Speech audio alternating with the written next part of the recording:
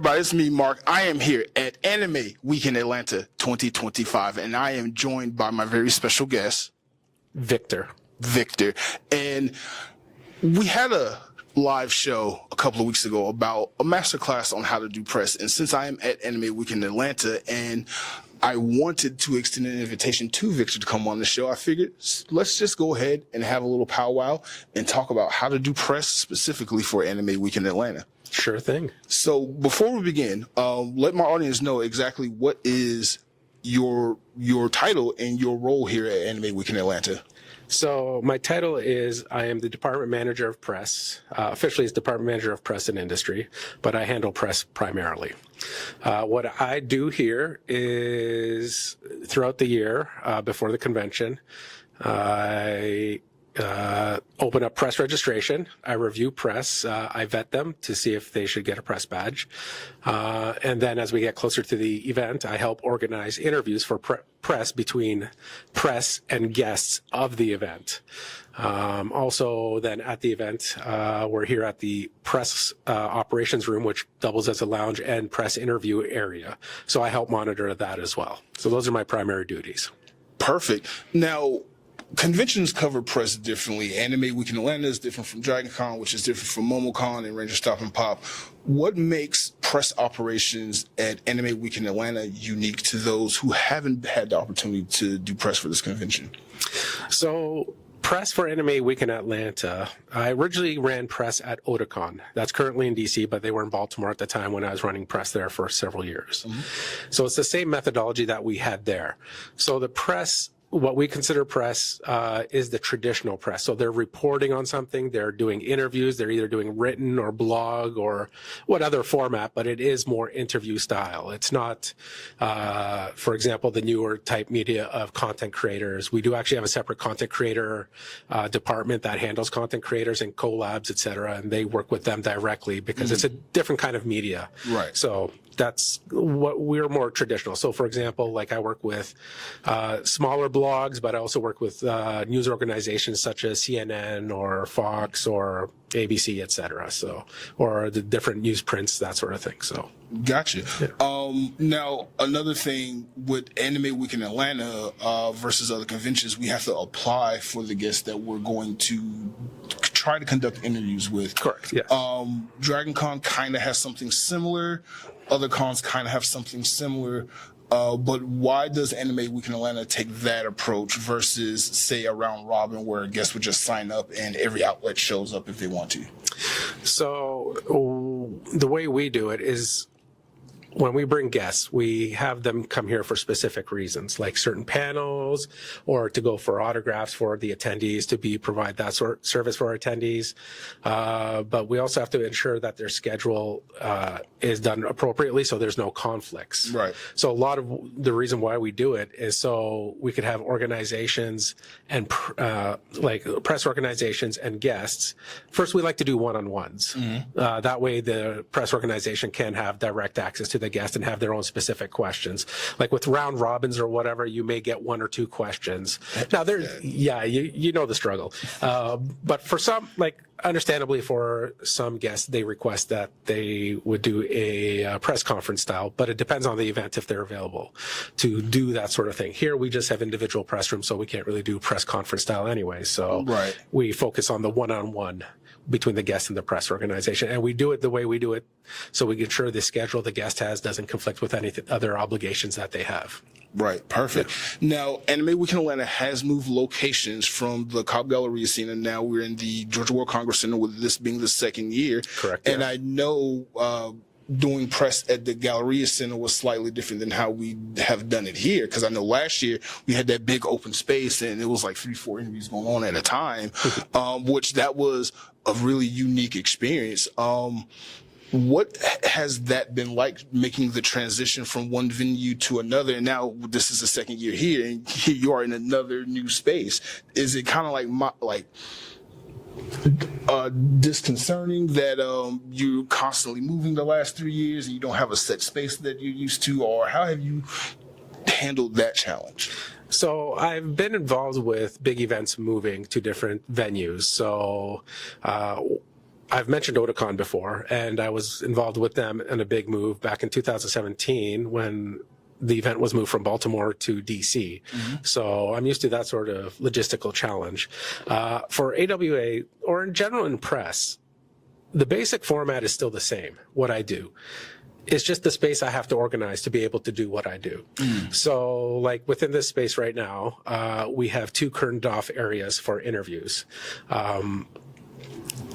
We do have to be more cognizant in this space compared to last year, because last year there was kind of like a background noise, so you didn't really have a lot of bleed noise from what was going on in the room. So this one is kind of a nice quiet room, but if there's an interview going on, I have to worry about people talking in the lounge area here. Right. Exactly. So, but those are just the little things. Overall, the overall way I've done things have been pretty much the same. So the Cobb Gallery, it was nice because I had my press operations room and 2 separate small rooms right beside the press operations room to do interviews. So that was much easier to handle. But this one, I've been able to transition to the space that we're given and to be able to still hold interviews. So with the way the interviews are set up this year, there will only be really 1 interview going on at a time. So it won't be as much of a challenge. It's just people just need to be cognizant of if there's an interview going on, we can't have background noise. I don't like to have people interrupted with, you guys are doing a great job and everything, and you're doing hard work. And I don't want to have that ruined because somebody is deciding to. No, I appreciate that, because so many times we've done interviews as press and like people just walk through your shots and you're supposed to be in a secure spot and exactly. A lot of things can happen, but I just appreciate the amount of hard work that goes into what it is you do. This would be my third year. This is my 3rd year doing press for AWA, and I have yet to have a bad experience. Thank you. Like at MomoCon, you kind of spoil us a little bit, but MomoCon kind of got every other convention I've gone to beat. Just being honest. But, no, that's fine. Like they got the backdrops, they got the official like microphone setups, etc. From what I've seen, and it's that plus their press team. They put us on a pedestal. They have the snacks. They have the separate room from the interview room. Oh yeah. It's understandable. Encourage collabs across the board. Their press director is an angel. I can't talk too much good about MomoCon, but we're not here about MomoCon. We're here about AWA. So I'm a team of me. So so I do the best I can with what I have, but you do a really good job. I've gotten a lot of great interviews, especially last year. Last year was phenomenal with interviews. I'm still bringing them out just because I want to post them throughout the year. I know, understandable. Which brings up my next question. So different cons have different requirements for when the outlets are to post their content from the convention. Correct. Yeah. As I just admitted, I haven't posted all my content from last year, but I have a reason for that. But I did post the big important stuff, the big interviews, and got those out the way. So that way I cleared my requirement. But why have 30 to 60 days after the con? Why do you want outlets to post the majority of their content within 30 to 60 days after the convention? So for us, it's specifically 3 months, 90 days. Okay. Yeah, for us, it's 90 days. We like to have it posted closer to the con time because it makes it more relevant for that event. Correct. So it does boost visibility about the event itself if it's closer to the event. Now, I do know, like a lot of content, you're just interviewing the guests, so other than maybe the tagline saying interviewing so-and-so at AWA, you don't really mention AWA during the interview. You're talking to them about what they do. Right. So, which is completely fine. I understand that. But generally, we like to see 90 days out. Now, we don't necessarily, like, if you have a lot of content, we're not going to expect you dump it within 90 days. Right. Like, you just have, like, some things out. So when you're applying for next year, we can see that you're keeping up with reporting, which is the important thing, like for being able to, when we're approving press badges the following year, we see, okay, you've done stuff because we gave you a badge last year. We'd like to see you do something with that. So that's understandable. Now, with what you just said, when you are approving outlets for press, especially if it's their first time doing press for this particular convention, what's more other specific criteria do you look for outside of their consistency in posting and them covering other conventions? So that's a big one. They generally have to have been around for a couple of years. They generally have to have certain numbers. Locally, like the difference between local and somebody coming from far away is a big difference on, like, saying popularity. If we're looking local, I'm okay with lower numbers because you're reaching locally. You're reaching the people who more often attend the event. But if you're like coming from, say, Seattle, and you're a blogger from Seattle, but you only have like a couple hundred followers who are probably mostly Seattle based, right? We're not going to be pulling people from Seattle to be more interested to come to AWA. So, but if you're like in national, like if you're a blogger that has like 10,000 followers, or if you're creator / reporting in some way of like 10,000, 20,000 regular viewers or followers, that sort of thing, then that comes into consideration when you start getting further away from this base of where you're trying to, like, we're not advertising, but this is kind of like where we're trying to get people more interested. No, your primary market or whatever. Like, I'm not marketing, but No, I get that. That makes sense, because if I already go around the city of Atlanta doing different conventions and different events, more than likely my follower base, my subscribers are people who go to these cons as well. Correct. You want to just make sure that they know about the event, they know that there are things there that they can get into. And so much and so forth. Like last year, outside of the press interviews, I covered the Maid Cafe. I just interviewed regular attendees, asking them about the move. A little trick I learned: the cons love when you talk about that con in the video and you get it out expungently. They love that. So I will make a vlog and I will interview attendees and just ask them about their experience. Exactly. And I keep getting invited back to cons, so I'm gonna keep doing that.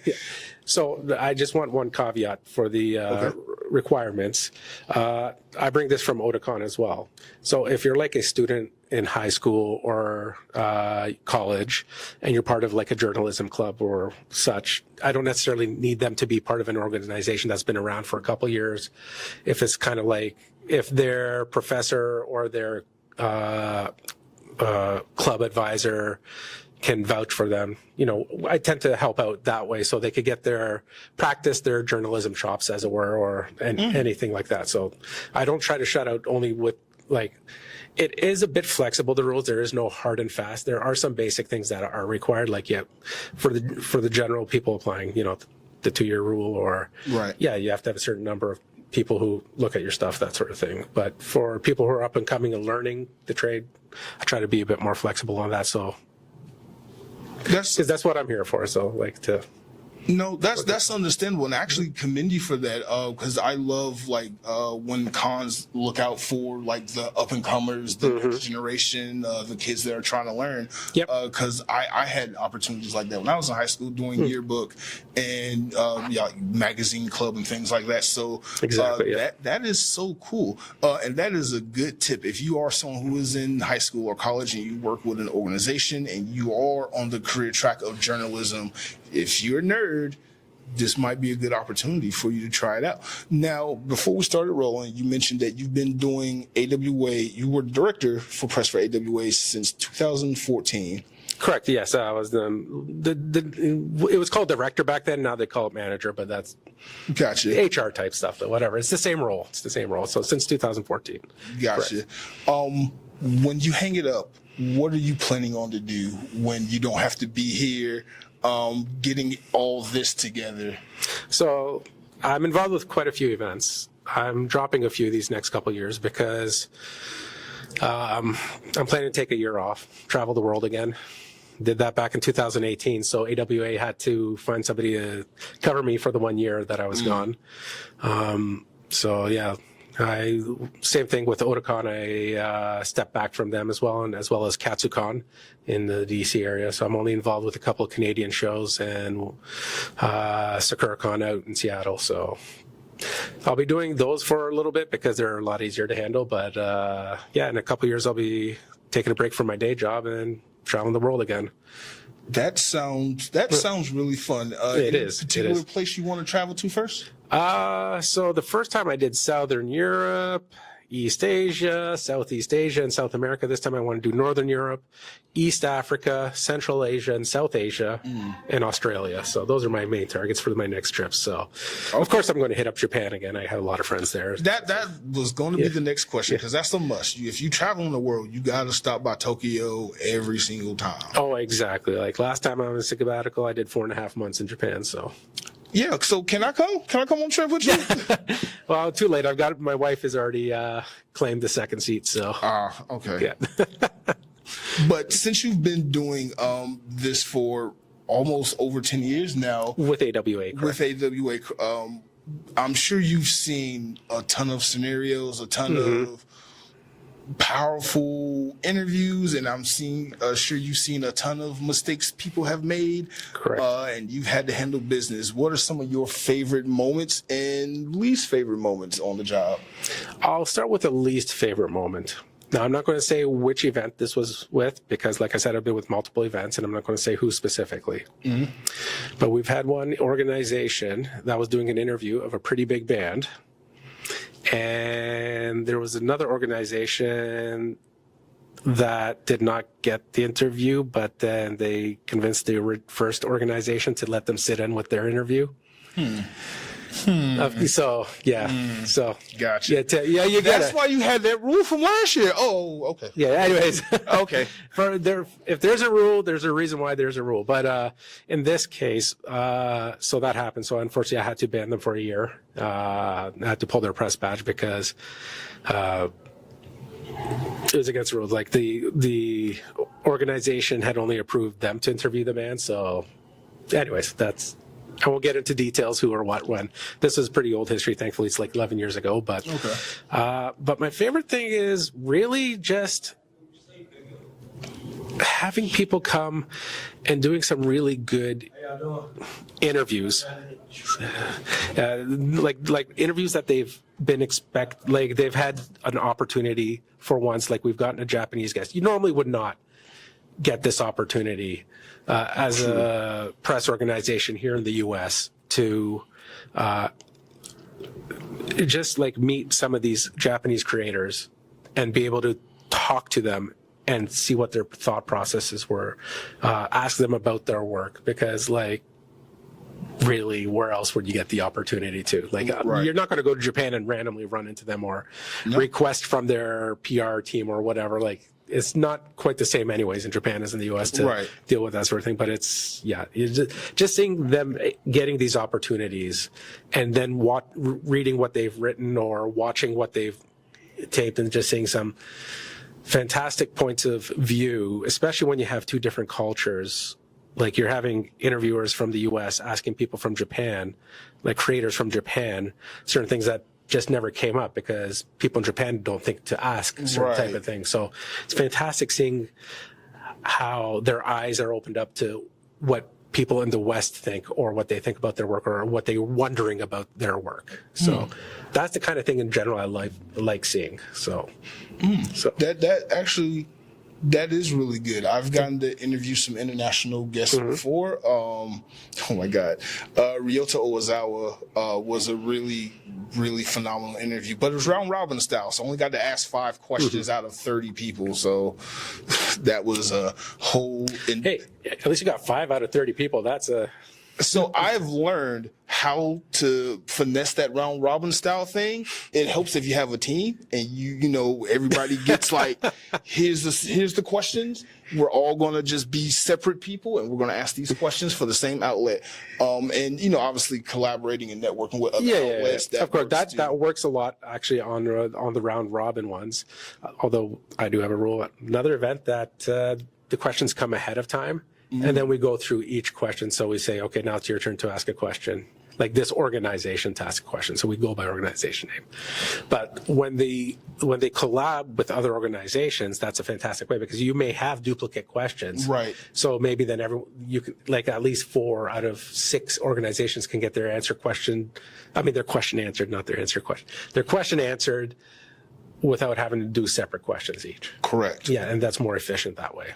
No, that is because you're right. We do have a lot of the same questions. Even like, because I can't tell you how many times I dug deep in researching and I found that one little obscure thing that like nobody's gonna have that question, and then I get there and like, he stole my question. Yeah, exactly.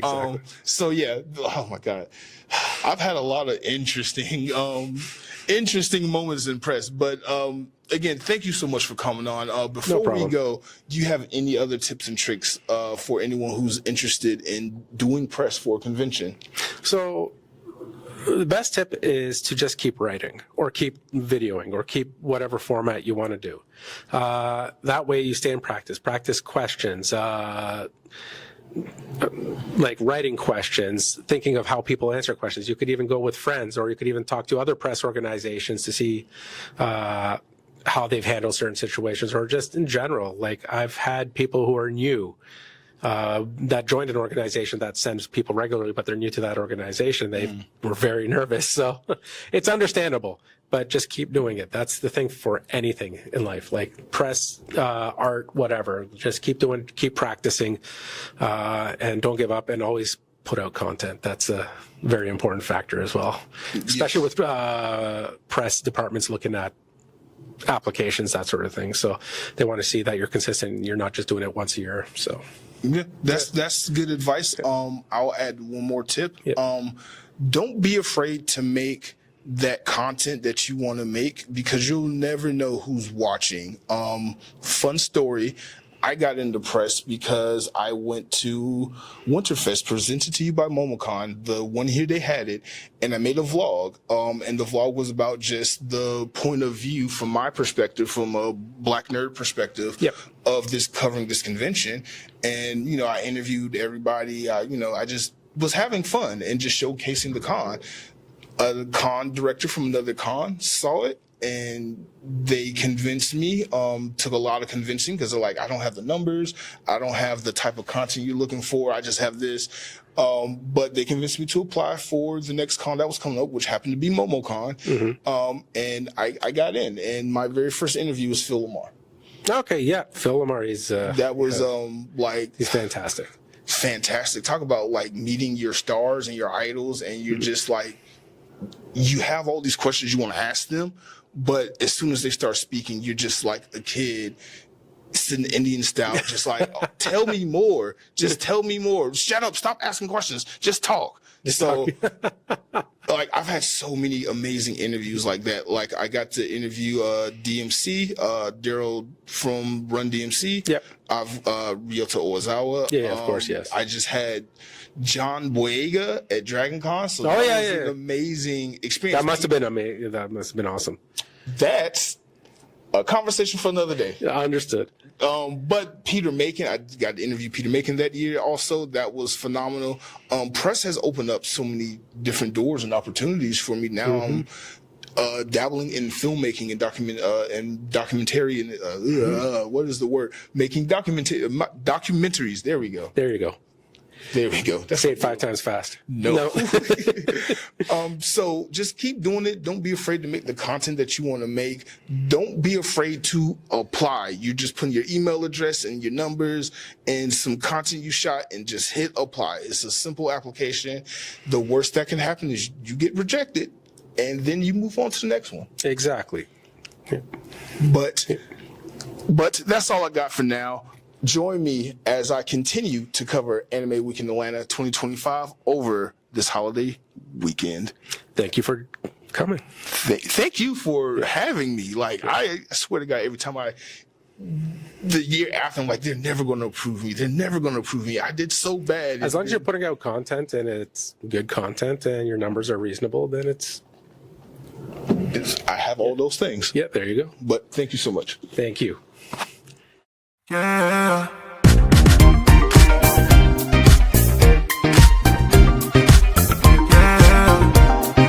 Be somebody tonight, yeah. I love it how you move it, how you wind it up. We can jump into it, we can line it up. We can stay slow, what you mean? We can stay slow, what you mean? Yeah. Be somebody tonight, doing that dance, digging that dance. I love. Be somebody tonight, be somebody tonight. Pull up on me. We've got so much to see. Maybe I can show all time.